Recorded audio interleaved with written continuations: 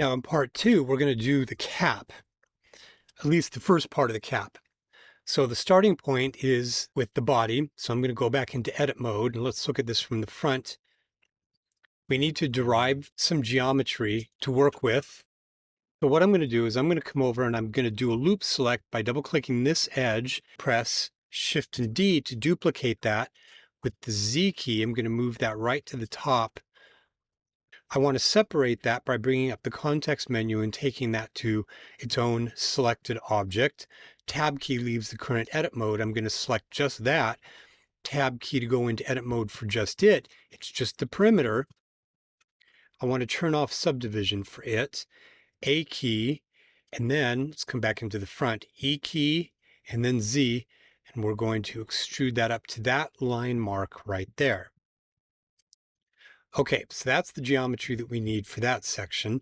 Since we've got that top filled, let's press the F key to fill that. And we want to come to the bevel tool.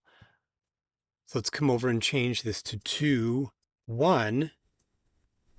We're in active tool. Click, hold, and drag.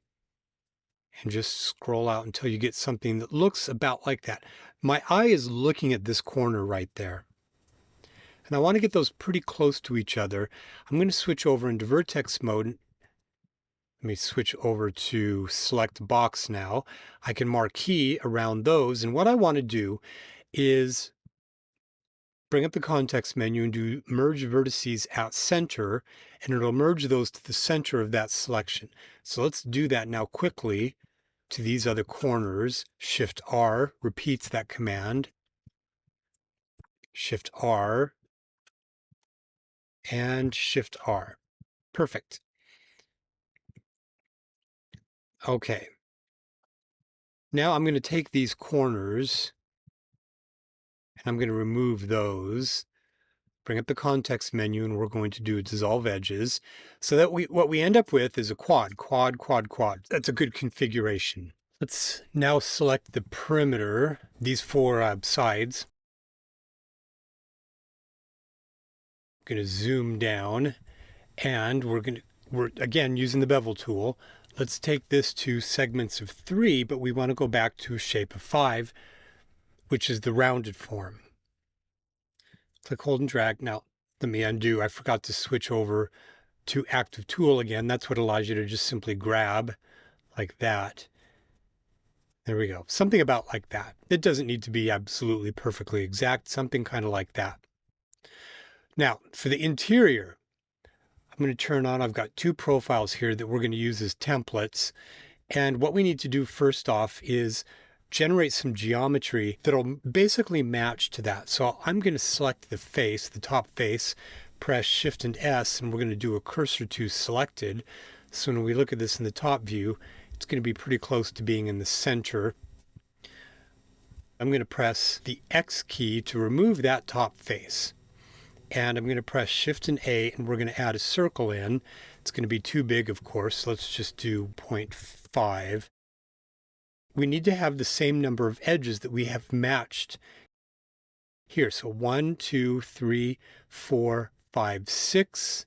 So for a total of 24. So for this, we need to add 24. And S key, I'm going to scale that down. My template's off a little bit, which is, we're just going to use this for, template purposes. So that's okay. Okay, so now what I'm going to do is I'm going to double click. Need to be in edge mode. Hold the Shift key and we're going to select that open perimeter by double clicking.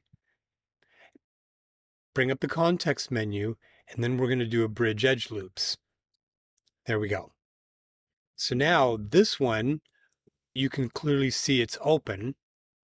So press the F key and then we're going to come over into the inset faces function. And we're an active tool, so I can grab any of them, and I'm just going to roughly match my template. I don't know why my template's off, but that's okay. Okay, and let's use the move tool. We're going to move that up, so it's about where that is.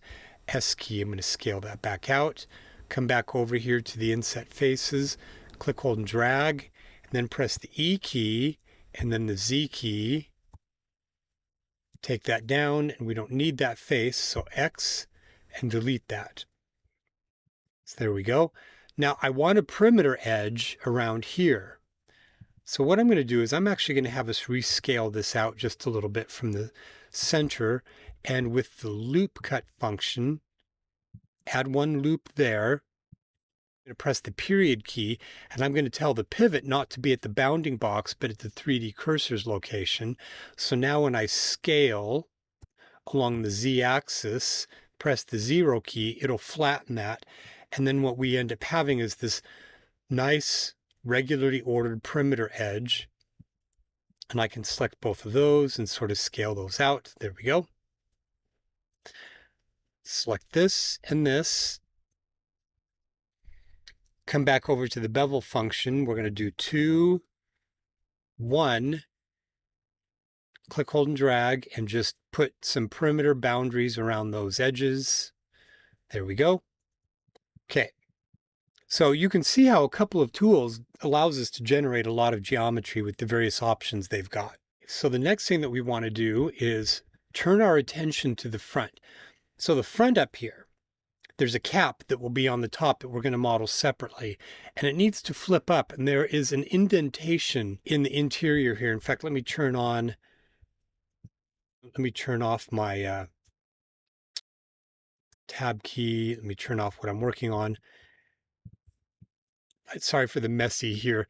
There's an indentation right here that goes inward also. So your thumb comes in there and allows you to grab the cap and flip it open. So that's what we're going to model. Okay, there we go. Let's turn on auto smooth. Come back into front. Okay, so let's come back fully into front. Let me go out of shaded mode, K key, and I'm going to come to this 45-degree corner right there. And what I'm going to do is I'm going to click on these points. I'm just going to roughly do the other side. There we go. Doesn't need to be perfect because now I can come into edit mode, vertex mode, come back to the move tool so I can just see. Now I need to switch back over to selection box. There we go. S key, Z. Now it's going to scale again from the wrong location. Press the period key, come down to bounding box center, S key, Z, and then 0. Do the same thing here. Press Shift R and Shift R. And then we can come in and we can just sort of play with the contour and the shape here. So the next thing that we want to do is come in, grab all of these vertices. These are the ones that we're going to form the inverse curve at the top. I'm just going to pull these back.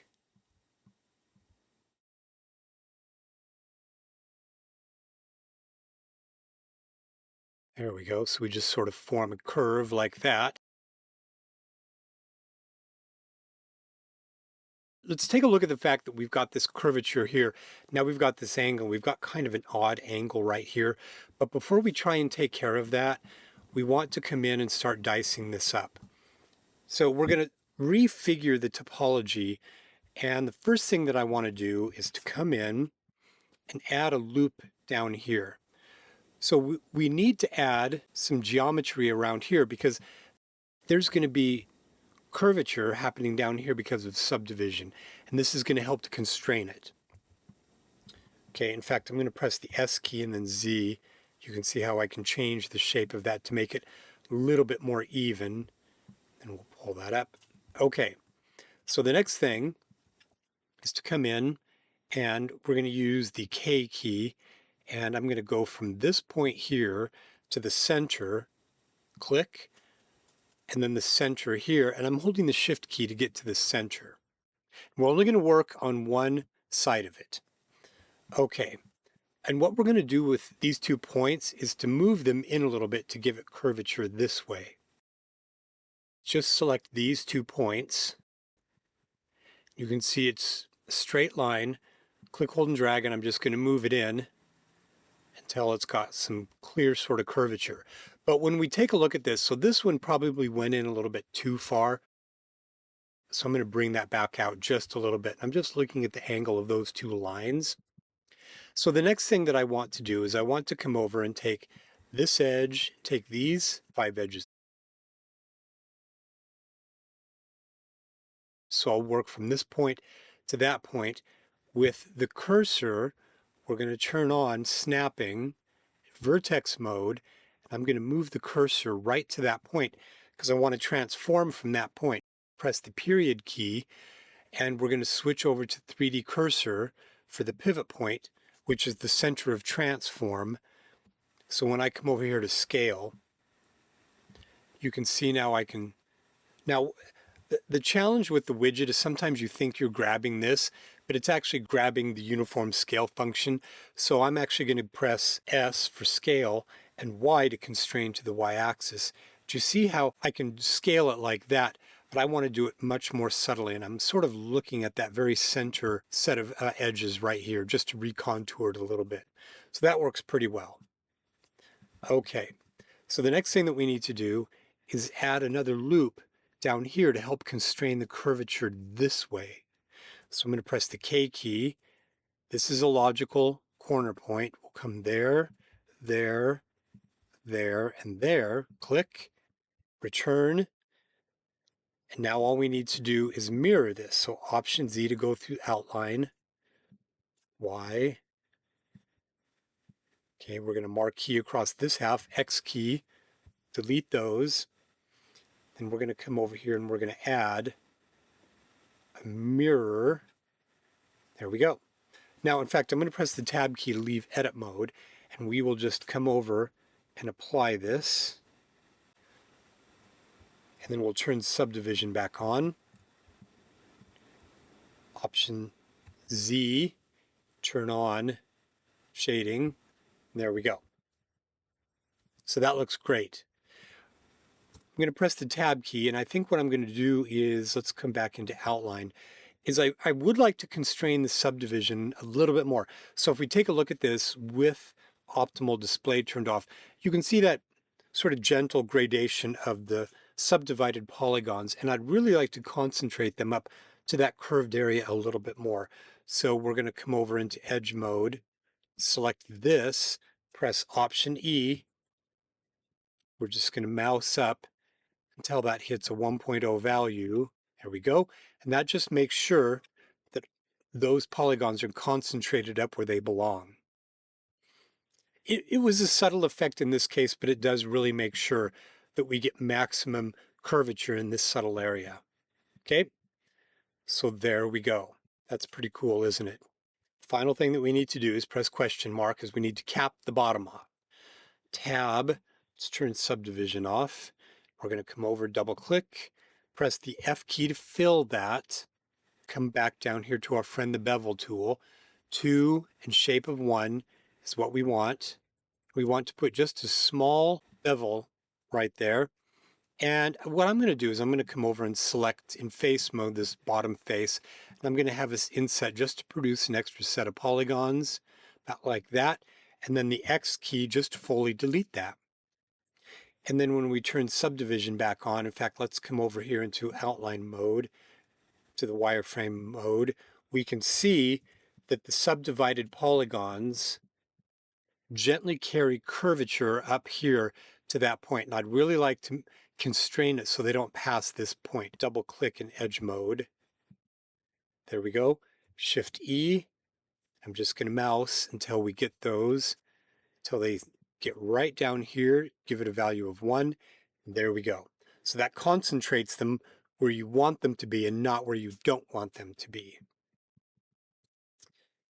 Okay, there we go. Perfect. And we'll look at it in perspective mode. That is perfect.